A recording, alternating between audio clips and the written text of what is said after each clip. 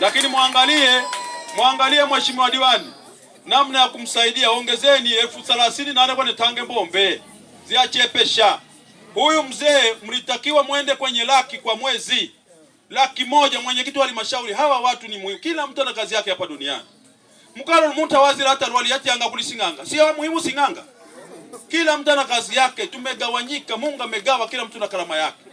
Kwa hiyo mzee usife moyo na mama kusila kwa 50,000 kama kusaidia na Rwanda ile ya zao.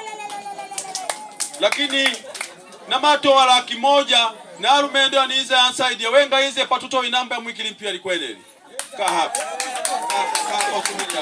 mmakala mafuta simtanua mafuta ni lita 10 makala. Mimi nataka mkifanya vizuri nitawaletea sana vitu vizuri.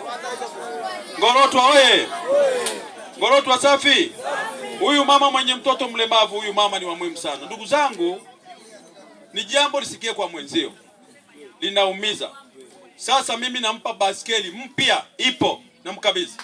Kuanzia wiki ijayo mheshimiwa diwani atakuja, mimi hata kama sipo, baskeli ipo. Iko Dar es Salaam. Kuna mama mmoja alitusaidia, anaishi Arabuni, unakumbuka? Zilishafika ziko Dar es Salaam. Wao washuka. Baskeli ya 500,000 kama 600,000 anakuja kupewa. Iko Dar es Salaam, ni mpya. Katibu fuatilia, ikishafika Hoseni njoo hapa, dereva wangu ule pale. Ile ilikuwaje nayo? Wasiliana na Steven kule ofisini kwetu, isafiri, mkabidhi Mzopola, mtakuja. Maana hiyo gari sinaiacha, mtakuja, mje mkabidhi huyu mama mbele ya serikali. Kuanzia wiki ijayo, kuanzia Jumatatu, Jumanne mlete hiyo baskeli hapa. Hapo vipi wananchi?